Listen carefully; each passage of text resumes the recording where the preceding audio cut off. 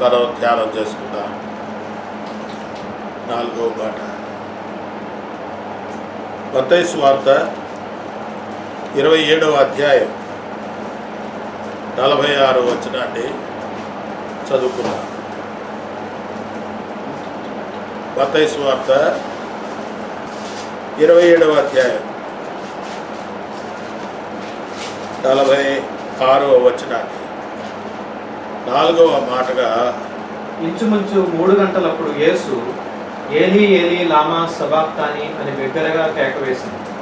ఆ మాటకు నా దేవా నా దేవా నన్నెందుకు చేయి విడిచితివని అర్థం. 4వ దఫాగా ప్రభువు పలికినటువంటి మాట. దీన్ని వియోగం అంటాం. తండ్రితో సంబంధం,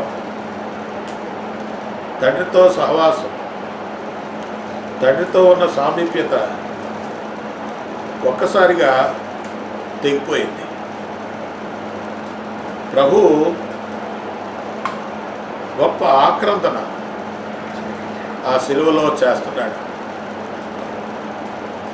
ఇంతకుముందు మనం విన్నాము మొదటి మాటలో, తండ్రి వీరేమి చేస్తున్నారో వీరు ఎరుగరు, వీరిని క్షమించమని ప్రార్థించినట్టుగా మనం విన్నాం. కానీ ఇక్కడ తండ్రి అనడం లేదు, నా దేవా నా దేవా అంటున్నాడు. ఏలీ ఏలీ సబక్తాని అంటున్నాడు. నా దేవా నా దేవా నన్నెందుకు చేయి విడిచిపెట్టావు అని. ఇది ప్రభువుకు భరించలేనటువంటి బాధ. ఒక రకంగా చెప్పాలంటే శిలువ బాధ కన్నా, కొరడా దెబ్బల కన్నా, ముండ్ల కిరీటం కన్నా, శరీరానికి కలిగినటువంటి ఈ మహాశ్రమలు, గాయాలు, వీటన్నిటికంటే కూడా గొప్ప బాధాకరమైన గాయం ఏమిటంటే తండ్రి ఆయన్ని విడిచిపెట్టడం. తండ్రి నన్ను ఎందుకు చేయి విడిచిపెట్టేశావు అంటున్నాడు. అవును, సిలువలో వేలాడుతూ ఉన్నటువంటి ఎందుకు చేయి విడిచిపెట్టాడు అని అంటే, మానవ జాతి యావత్తు చేసిన ప్రతి పాపమును, చేస్తున్నటువంటి ప్రతి పాపమును, చేయబోతున్నటువంటి ప్రతి పాపమును ఆయన వీపు మీద మోపాడు.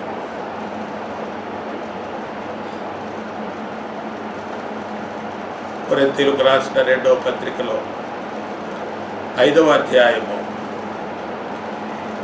22వ వచనంలో పౌలు గారు ఇలాగ అంటున్నాడు, పాపమెరుగని ఆయనను మన కోసరము పాపముగా చేసెను. మన పాపములన్నీ ఆయన మీద మోపి, పాపమెరుగనేటువంటి ఆయనను పాపంగా చేసి, పాపములకు రావాల్సినటువంటి శిక్ష ఆయనకి విధించి, ఆ శిక్షలో సిలువలో వేలాడుతున్నటువంటి తన ప్రియ కుమారుడు, ఇదిగో నీ నా ప్రియ కుమారుడు, ఈయనందు నేను ఆనందించుతున్నానటువంటి తండ్రి, ఇదిగో నా ప్రియ కుమారుడు, ఈయన మాట వినుడి అని చెప్పిన తండ్రి, ఇప్పుడు ఒకేసారి ఆ శిలువలో ఆయన చేయిని విడిచిపెట్టాడు. పిల్లరా గమనించండి, పాపం చేసి పాతాళానికి పరుగులెడుతున్నటువంటి మానవ కోటిని, నరకాగ్నికి తోలిపోతున్నటువంటి వాళ్ళందరినీ పట్టి రక్షించడానికి ఆయన పట్టు విడిచిపెట్టాడు. కుమారుడి మరణానికి అప్పగించాడు, కుమారుడి శిక్షకు అప్పగించాడు, కుమారుడి సిలువకు అప్పగించాడు. ఇదిగో పాతాళానికి పారిపోతున్న మనందరినీ పట్టుకొని రక్షించడానికి, పాతాళం నుండి, పాపము నుండి విమోచించడానికి సిలువలో తమ కుమారుని అప్పగించి పాపులైన మనలో చేత్తో పట్టుకున్నాడు. మనల్ని పట్టుకో నిమిత్తమే, మనల్ని రక్షించడానికి నిమిత్తమే, మనల్ని విమోచించు నిమిత్తమే ఆయన ఏకైక కుమారుడు, అద్వితీయ కుమారుడైన, ప్రియ కుమారుడైన యేసు ప్రభువును సిలువలో విడిచిపెట్టాడు. ఇదంత బాధాకరమైంది. నిన్ను నన్ను రక్షించడానికి, పరలోక పాతాళం నుంచి తప్పించి పరలోకానికి తీసుకువెళ్ళడానికి, ఆ పరదేశకు చేర్చడానికి తన కుమారుడైన యేసు ప్రభువును విడిచిపెట్టాడు. కుమారుడికి తండ్రితో వియోగం ఎంతో గొప్పది, ఘోరమైంది. అది భరించలేనటువంటి గొప్ప బాధ సిలువలో ప్రభువు అనుభవించాడు. ఈ రోజు వరకు, ఈ క్షణం వరకు కూడా తండ్రితో తనకున్న సంబంధం ఎన్నడూ కూడా ఎడబాయలేదు. ఈ రోజున మనల్ని రక్షించడం కోసం ఆ తండ్రి కుమారుని విడిచిపెట్టాడు. తండ్రి నుండి కుమారునికి వియోగంలో దొరికింది. ఇదంతో ఘోరమైన విషయమే. అవును ప్రియులారా, దేవుడు అంటే మనల్ని ఎంత ప్రేమించాడు. తన కుమారుని కంటే ఎక్కువగా ప్రేమించాడు. తన కుమారుని కంటే నిన్ను నన్ను ఎక్కువగా ప్రేమించాడు. నా ప్రియమైన సోదరి సోదరులారా, నీ కొరకు నా కొరకు ఆ ప్రియ కుమారుణ్ణి త్యాగం చేశాడు. ఆయన సిలువకు అప్పగించి సిలువలో వధించాడు. అలా వధించబట్టి ఆయన రక్తం ద్వారా మనకు పాప క్షమాపణ, విమోచన కలిగింది. అందుకు దేవునికి స్తోత్రం. కనుక ఆయన వియోగం మనకి ప్రాణప్రదమైంది, రక్షణ యోగం కలిగింది. అందును బట్టి దేవునికి స్తోత్రం.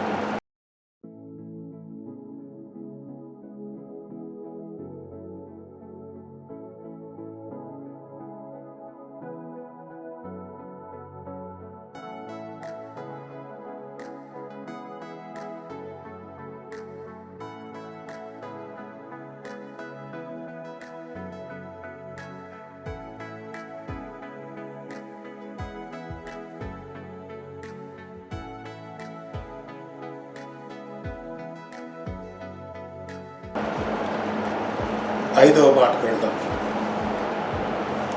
యోహాను సువార్త 19వ అధ్యాయం 28వ వచనం. యోహాను సువార్త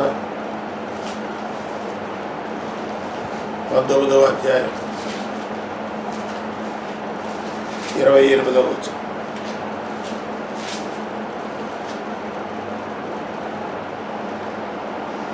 అటు తర్వాత సమస్తమును అప్పటికి సమాప్తమైనదని యేసు ఎరిగి, లేఖనము నెరవేరునట్లు నేను దప్పికొనుచున్నాను. నేను చాలు. ఇక్కడ విపత్తు, వియోగం తర్వాత విపత్తు లభించింది. లేఖనములు నెరవేరినట్లుగా సమస్తం కూడా సమాప్తమైంది. ఇప్పుడు దప్పికొన్నాడు. నేను దప్పికొనుచున్నాను అని ప్రభువారు చెప్పారు. ప్రియులరా, భౌతికంగా శరీరంలో ఉండినటువంటి రక్తం అంతా అయిపోయినప్పుడు, రక్తం అంతా కారిపోయింది, గాయాల ద్వారా ప్రవహించింది, ధారలై ఏరులై ఆ రక్తం ప్రవహించింది.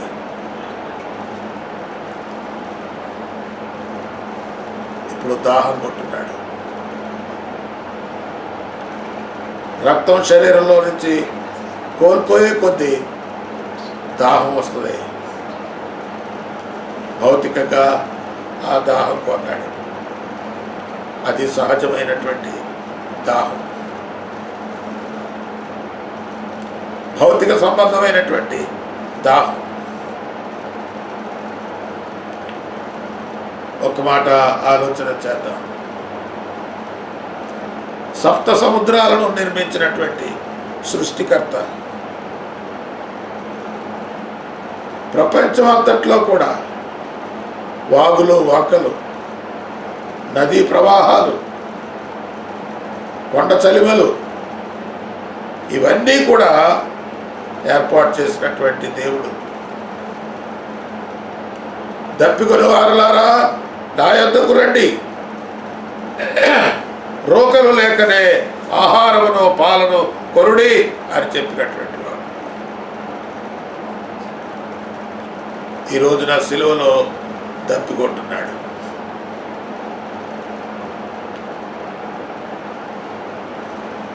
నదీ ప్రవాహాలను సృష్టించినటువంటి వాడు, సమస్త జీవరాశుల దాహార్తిని తీరుస్తున్నవాడు, మన దాహార్తి తీరుస్తున్నవాడు. ఆయన ఈ రోజున దప్పికొంటున్నాడు. నేను దప్పికొనుచున్నాను. ఒకరోజు సమరయ స్త్రీ దప్పి తీర్చాడు. నికోదేము యొక్క ఆత్మీయ దాహాన్ని తీర్చాడు. అటువంటి ప్రభు ఈ రోజున సిలువలో వ్రేలాడుతూ నేను దప్పికొనుచున్నాను అని అన్నాడు. అవును, ఆయన చేయవలసిన పని అంతా చేశాడు. ఇప్పుడు దప్పికొంటున్నాడు. ఆయన దప్పి తీర్చేవారు కావాలి. ఆయన దప్పి తీరేది ఎట్లాగా అంటే, ఇంకా లోకంలో రక్షణ లేని మంది అనేక మంది రక్షించబడి పాపదాహాన్ని తీర్చుకుంటున్నటువంటి మానవ కోటి యావత్తు ఆయన జీవజల నది దగ్గర నడిపించున్నాడు. నా కడుపులో నుండి జీవధారలు బయలువెళ్ళరు అని అన్నాడు.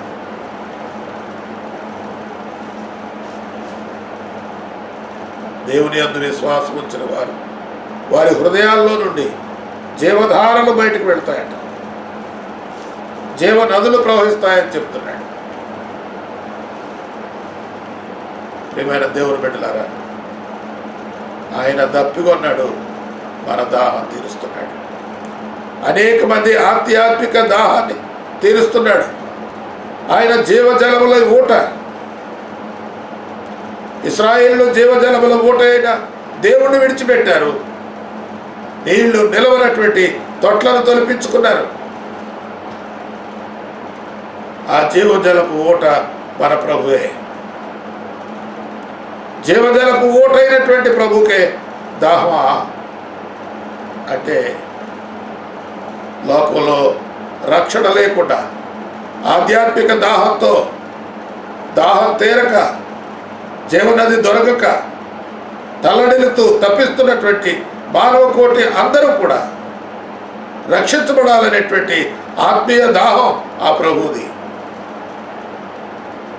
ఆ ప్రభు దాహం తీర్చాలి అనంటే ఆయనందు విశ్వాసం వచ్చిన ఆయన పిల్లలైన మనము అటువంటి అనేక మంది ఆత్మలను ప్రభు దగ్గరకు నడిపించాలి. ఆ జీవనది దగ్గరకు నడిపించాలి. ఆ జీవజలపు ఓట దగ్గరకు నడిపించాలి. అప్పుడు ఆయన దాహం తీరుతుంది. సమరయ స్త్రీ దాహం తీర్చినటువంటి, పాపదాహంతో తప్పించినటువంటి ఆమె ఆత్మీయ దాహాన్ని తీర్చాడు. జీవజల నదిని, ఆ ఊటను ఆమెలోనికి ప్రవహింపచేశాడు. నా ప్రియమైన సోదరులారా, సహోదరులారా, ఆలకించండి. నీ కొరకు, నా కొరకు ఆయన దాహం కొట్టున్నాడు. దప్పికొంటున్నాను అనంటే ఆ స్పంజిని చెరకులో ముంచి వేలుగు తగిలించి అందించారు. ఆ దాహం కాదు ఆయనకి కావాల్సింది. ఆయన దాన్ని తిరస్కరించాడు. ప్రియమైన దేవుని బిడ్డలారా, ఆలోచన చేయండి. ఆయన దప్పిని తీర్చడానికి మన సేవ భారం, బాధ్యత కలిగి ఆత్మల ఎడల ఆరాటం కలిగి పనిచేసినప్పుడు ఆయన దాహం తీర్చగలరు.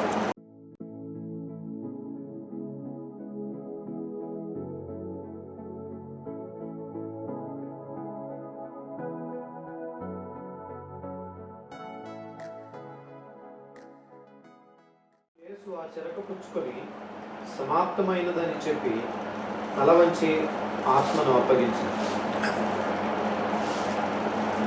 చెరక పుచ్చుకొని ఇక్కడ కూడా అంటాడు,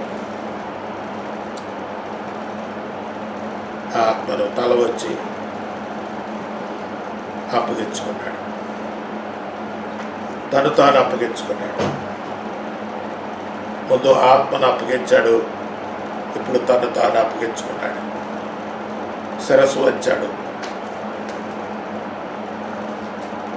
అప్పగించుకున్నాడు. ప్రియమైన దేవుని బిడ్డలారా, యేసు ప్రభు భూలోకానికి వచ్చి నీ కొరకు నా కొరకు యావత్ ప్రపంచంలో ఉన్న మానవాళి అందరి కొరకు తాను చేయవలసిన రక్షణ కార్యాన్ని చేసి ముగించాడు.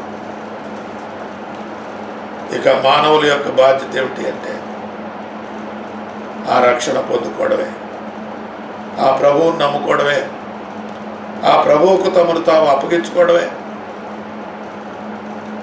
ఎక్కడైతే ప్రభువు తండ్రి సమాప్తమైందని చెప్పాడు, సమాప్తమైంది. ఏమి సమాప్తమైంది? ఆయన రాకడతో లేఖనాలు సంపూర్ణమయ్యాయి. ఆయన జీవనము, ఆయన సేవ, లేఖనాలు నెరవేరాయి. ఇప్పుడు చివరిగా ఆయన మరణం ద్వారా లేఖనాల నెరవేర్పు సమాప్తమైంది. ఆయన చేయడానికి వచ్చినటువంటి రక్షణ కార్యం సమాప్తమైంది. ఆయన శ్రమలు సమాప్తమయ్యాయి. మరణం సమాప్తమైంది. మరణంతో సమస్తం సమాప్తమైంది. ఎంత ప్రశాంతమైన మరణం. ఆరంభం కొంచెం గందరగోళంగా, ఇబ్బందిగా, దెబ్బలు, కొరడా దెబ్బలు, ఉమ్మివేతలు, అవమానాలు, నిద్రలు ఉన్నప్పటికీ కూడా మరణంలో ఎంతో ప్రశాంతత, ఎంతో నెమ్మది మనం చూస్తున్నాం.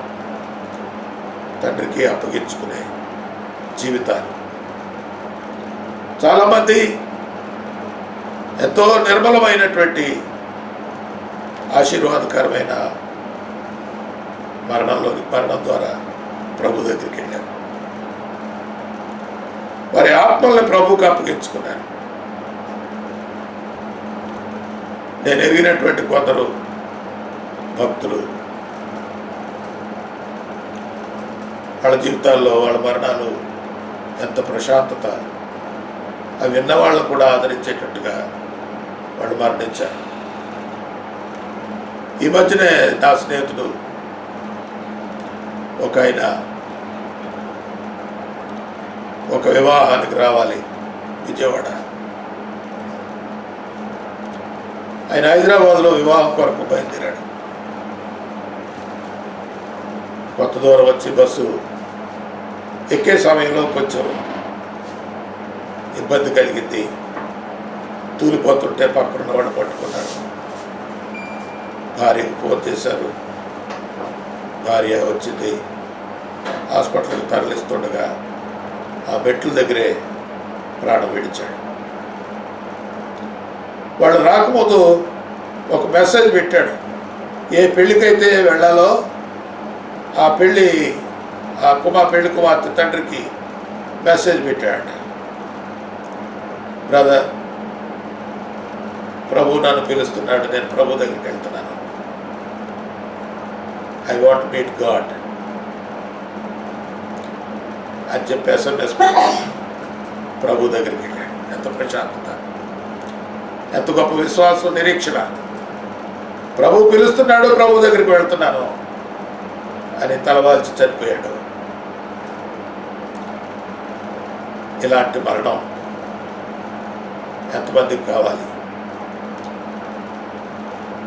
ఒక మంచి భక్తుడు ఉండేవాడు, చాలామందికి మీకు తెలుసు. సియోను గీతాల్లో చాలా కీర్తనలు రాసిన భక్తుడు ఆయన, దైవజనుడు జి. జాన్ గారు అనేటువంటి ఆయన బెంగళూరులో ఉండేవాడు. బైబిల్ సమయం అనే రేడియో ప్రసంగాలు చేసేవాడు ఆయన. దేశ విదేశాల్లో బహువీరంగా వాడబడ్డటువంటి దైవజనుడు ఆయన. ఒకరోజు బెంగళూరులో ఉన్నాడు, అమెరికాలో సేవ ముగించుకుని వచ్చాడు. ఒక రాత్రి లేచాడు, అర్ధరాత్రి 1 గంట అయిందట. లేచాడు, బాత్రూమ్కి వెళ్ళాడు, వంటగదిలోకి వెళ్ళి నీళ్ళు పెట్టుకున్నాడు, వేడి నీళ్ళు పెట్టుకొని స్నానం చేశాడు. శుభ్రంగా గడ్డం గీసుకున్నాడు, బట్టలు వేసుకున్నాడు, బూట్ వేసుకున్నాడు, షూట్ వేసుకున్నాడు, కుర్చీలో కూర్చున్నాడు. పై మేడగదిలో ఉన్నటువంటి కొడుకు ఏటి కింద శబ్దం అవుతుంది, నాన్నగారు ఎక్కడికన్నా వెళ్తాడా, ఫ్లైట్కి వెళ్తాడా, ట్రైన్కి వెళ్తాడా, బస్కి వెళ్తాడా ఏంటని గబగబా కొడుకు దిగొచ్చాడు. కూర్చున్నాడు. తండ్రి, నాయన ఫ్లైట్కి తీసుకెళ్ళాలా అన్నాడు. లేదు నాయన. స్టేషన్కా? లేదు నాయన, వద్దు నాయన. బస్ స్టాండ్కా? లేదు నాయన. ప్రభు నా కొరకు వాహనం పంపుతున్నాడు, నేను ప్రభు దగ్గరికి వెళ్తాను అని తలవాల్చాడు. ఎంత మంచి మరణం, ఎంత ప్రశాంతత, ఎంత నెమ్మది. నేను ఎరిగినటువంటి మరొక దైవజనుడు ఉదయాన్నే లేచాడు, గడ్డ తీసుకున్నాడు, స్నానం చేశాడు, మంచి బట్టలు వేసుకున్నాడు. ఈ లోపల కొడుకు ఒక్కడే తనతో ఉన్నాడు. ఇంటి నాన్నగారు లేచిపోయేటప్పుడే రెడీ అయిపోయాడు. ఎక్కడికైనా వెళ్తారేమో టిఫిన్ తేవాలనుకొని గబగబా లేచి, డాడీ ఎక్కడికి వెళ్తున్నారు, రెడీ అయిపోయారంటే ఎక్కడికి లేదు ఆయన అన్నాడు. పూట టిఫిన్ తీసుకొస్తానని చెప్పి కడ్డేసుకు వెళ్ళాడు. టిఫిన్ ఇడ్లీ కొట్టుకొచ్చాడు. చేతులు కడుక్కొని ఇడ్లీ తిన్నాడు, ఒక మొక్క తిన్నాడు, అలా ఊరికిపోయాడు. ప్రభువు రాకడ కొరకు, మరణం కొరకు, మనల్ని మనం అప్పగించుకోవడానికి ఎంత సిద్ధపడాలి. ప్రియమైన సహోదరి సహోదరులారా, ప్రభు తాను చేయడానికి వచ్చినటువంటి పనిని సంపూర్ణంగా నెరవేర్చి తన ఆత్మను దేవునికి అప్పగించి, తండ్రికి అప్పగించి, తను సాలించి ఈ లోకాన్ని విడిచి ప్రభు సన్నిధికి వెళ్ళాడు. పునరుత్థానుడై తిరిగి లేచాడు. మరణం మీద జయం సాధించాడు, పాతాళాన్ని జయించాడు, సమాధిని జయించాడు, సజీవుడిగా లేచాడు. అలాగే మనం కూడా తిరిగి లేస్తాం, చనిపోయినా తిరిగి లేస్తాం. కనుక నా ప్రియమైన సోదరి సోదరుడా, మొదటి మాటలో క్షమాపణ కూడా మనం నేర్చుకున్నాం. తండ్రితో సహవాసం కలిగి ఉండాలని నేర్చుకున్నాం. రెండవది దొంగ కలిగిన అవగాహన ఆయన పట్ల మనం కలిగి ఉండాలని. ఎంతో చక్కటి చిన్న ప్రార్థన, ఆలకించబడ్డ ప్రార్థన, పరలోక ప్రవేశం దొరికింది.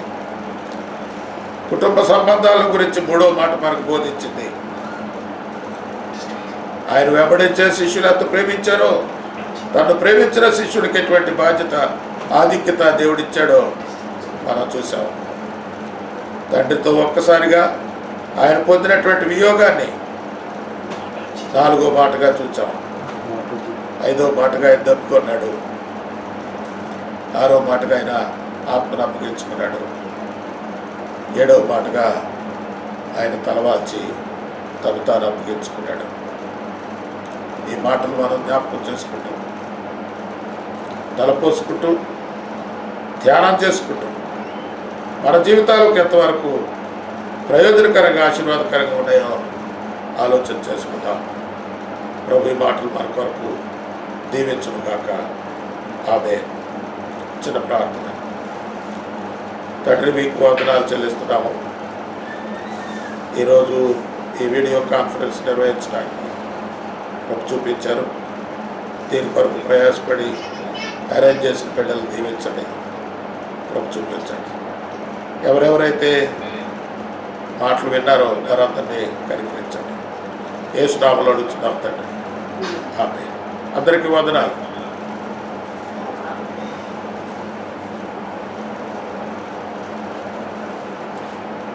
బాగా వచ్చిందా? ఇలా చేయండి.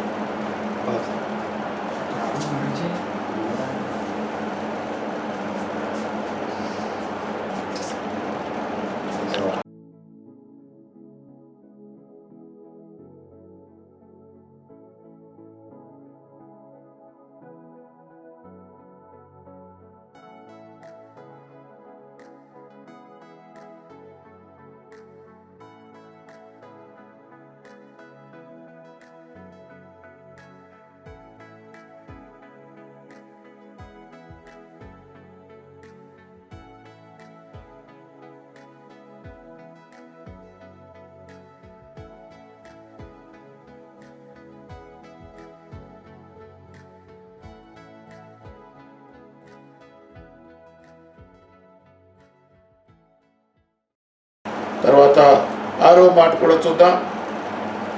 లూకా 23వ అధ్యాయం 46వ వచనం.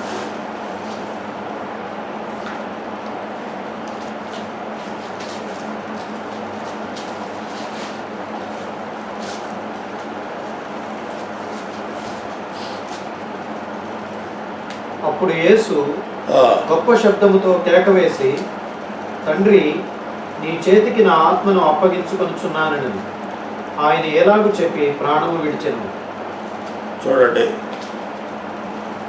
యేసు ప్రభువారు ఇలాగూ చెప్పి మళ్ళీ తండ్రి విడిచిపెట్టినా కానీ, తండ్రితో వియోగం కలిగింది కానీ, ఆ కుమారుడికి తండ్రి పట్ల ఉన్న మక్కువ, ఆ ప్రేమ ఆయన విడిచిపెట్టడం లేదు. తండ్రి విడిచిపెట్టాడు కానీ ఈ కుమారుడు విడిచిపెట్టడానికి ఇష్టపడటంలా. తండ్రి అంటే ఆరాటపడుతున్నాడు. తండ్రి మీదే ఆశ పెట్టుకున్నాడు. తండ్రి, నీ చేతికి నా ఆత్మను అప్పగిస్తున్నాను. ఈ మాట ఒకంత మనం ఆలోచన చేయాలి, ధ్యానం చేయాలి. తనకు పని అప్పగించబడింది, తను పంపించబడ్డాడు, పంపిన పని మొదలుపెట్టాడు, పంపిన పని చేస్తున్నాడు. చేస్తున్నటువంటి పని ఆయన సంపూర్ణంగా చేశాడు, సంపూర్ణంగా చేశాడు. ఒకసారి చూడండి, యోహాను సువార్తలో 17వ అధ్యాయంలో, యోహాను సువార్త 17వ అధ్యాయం 4వ వచనంలో, 4వ వచనంలో ప్రభు ఇలాగంటున్నాడు, తండ్రితో ఇలాగంటున్నాడు. చూడండి, చేయుటకు నీవు నాకు ఇచ్చిన పని నేను సంపూర్ణముగా నెరవేర్చి భూమి మీద నన్ను మహిమపరిచితివి అని అన్నాడు. చేయుటకు నీవు నాకు ఇచ్చినటువంటి పని సంపూర్ణముగా నెరవేర్చి, ఎలా ఉన్నా అరకొరగా కాదు, సగం పని చేసి వదిలేయడం కాదు, అప్పగించిన పని సంపూర్ణంగా నెరవేర్చాడట. ఎంత బాధ్యతాయుతంగా, భారభరితంగా తండ్రి తనకు అప్పగించిన పనిని చిత్తశుద్ధితో, నిష్కల్మషంగా ఆయన నెరవేర్చాడు. ఇక్కడ నాకు ఒక ప్రశ్న, తండ్రి నీకు ఏ బాధ్యత, ఏ పని అప్పగించాడు? కుటుంబంలో నీ బాధ్యతను నిర్వర్తిస్తున్నావా?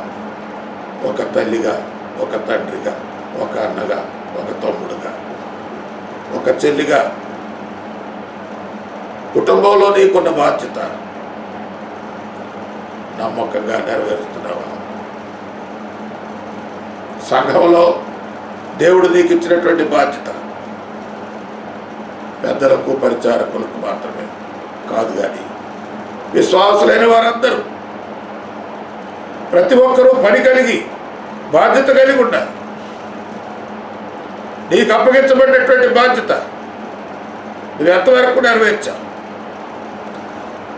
చేయుటకు నీవు నాకు ఇచ్చిన పనిని నేను సంపూర్ణంగా నెరవేర్చానని గుడ్డల మీద చేసుకొని చెప్పగలవా? ఆయన రాకడకు సూచనలు జరుగుతున్నాయి, నెరవేరుతూ ఉన్నాయి. తెగుళ్ళు వస్తున్నాయి, భూకంపాలు వస్తున్నాయి, యుద్ధాలు జరుగుతున్నాయి, జనం మీదకి జనం, రాజ్యం మీదకి రాజ్యం లేస్తూ ఉంది. ఈ కాలగమనంలో జరుగుతున్నటువంటి పరిణామాలు వెంట నువ్వేం ఆలోచన చేస్తున్నావు? ప్రభు నిన్ను ఎరిగి నీకు బాధ్యత అప్పగించాడు. వారి వారి సామర్థ్యం కొలది, వారికి ఇవ్వబడిన తలాంతులు ఉపయోగించాలని ఆయన ప్రేమించి అప్పగించాడు. ఎంతవరకు నెరవేరుతున్నాం? ఎంతవరకు బాధ్యత కలిగి ఉన్నాం? నెరవేరుస్తున్నావా? అసలు చేస్తున్నావా? పని ప్రారంభించావా? ఏమన్నా చేస్తున్నావా? ఆలోచన చేయండి. ప్రభు తండ్రి అప్పగించినటువంటి పని లూకాసు వార్త 2వ అధ్యాయంలోనే 44వ వచనంలోనే అంటున్నాడు, నేను నా తండ్రి పేరు మీద ఉన్నానని మీకు తెలీదా? బాల్యంలోనే తండ్రి పని మీదకి వచ్చాడు. తండ్రి పనిని నమ్మకంగా చేస్తున్నాడు. నేను తండ్రితో ఏకమై ఉన్నాము అని అన్నాడు. తండ్రి నాకు బోధించిందే నేను బోధిస్తున్నాను అన్నాడు. తండ్రి చిత్తం నెరవేర్చడానికి వచ్చాను అని అన్నాడు. ఇప్పుడు తండ్రితో అప్పగించినటువంటి పనిని సంపూర్ణంగా నెరవేర్చి ఆయన చేతికి అప్పగిస్తున్నాడు. నా ప్రియులారా, పనిని అప్పగించేశాడు. ఆఫీసులో పని అయిన తర్వాత తాళాలేసి ఆ తాళాలు అప్పగించినట్టుగా తన ఆత్మను అప్పగించుకుంటున్నాడు. బాధ్యత నిర్వర్తించడం ఒక ఎత్తు అయితే, నీ ఆత్మను తండ్రికి అప్పగించడం రెండవది. నరుడి ఆత్మ యెహోవా పెట్టిన దీపం. నీకు ఒక ఆత్మ ఉంది, ఆత్మ దేవుడు పెట్టాడు. నీ ఆత్మ దేవుని దగ్గరికే వెళ్ళాలి. నరుడు ఆత్మ యెహోవా పెట్టిన దీపం. మొన్నైనది వెనుకటి వల్లే మొన్నైపోవును, ఆత్మ దాన్ని దయచేయవనేందుకు తిరిగి చేరుకోను. నీ ఆత్మ మరి దేవుని దగ్గరికి వెళ్తుందా? నువ్వు చచ్చిపోవడం ఖాయం, మట్టిలో మట్టి అయిపోవడం ఖాయం. కానీ నీకు ఒక ఆత్మ ఉంది, నువ్వు జీవించు ఆత్మ కదా. నీ ఆత్మ దేవునికి అప్పగించావా? నీ ఆత్మను ప్రభువుకి అప్పగించావా? అప్పగించకపోతే కష్టం. అప్పగించకపోతే ఆత్మ నరకంలోకి వెళ్ళిపడుతుంది, పాతాళానికి వెళ్ళిపోద్ది. నీ ఆత్మ దేవునికి అప్పగించు. ఇంకా ఈరోజు వరకు నీ ఆత్మ దేవునికి అప్పగించకపోతే, ప్రభువా ఈరోజు నా ఆత్మ నీకు అప్పగిస్తున్నాను. నా ఆత్మ నరకానికి వెళ్ళడానికి ఇష్టం లేదు, నశించుకోవడానికి ఇష్టం లేదు. నీవిచ్చినటువంటి ఆత్మ ఇది నీకే అప్పగిస్తున్నాను, దానిని కాపాడు. వాడు ప్రభువే. కాపాడు వాడికి అప్పగిస్తున్నాను అన్నాడు పౌలు. ఎవరికైతే కాపాడగలరో వాళ్ళకి నేను అప్పగించుకుంటున్నాను. ఆయన రాకడ దినం వరకు నన్ను కాపాడునని నేను ఎరుగుదును. ప్రియమైన దేవుని బిడ్డలారా, నీ ఆత్మ సంగతి ఏమిటి? ప్రభు ఒక మాదిరి, ఒక ఆదర్శం. ఆయనకు అప్పగించిన పని సంపూర్ణంగా నెరవేర్చాడు. ఆత్మను తండ్రికి అప్పగించాడు. నీ ఆత్మను తండ్రికి అప్పగించవా? అప్పగించకపోతే నష్టపోతాం. ఇక చివరి మాట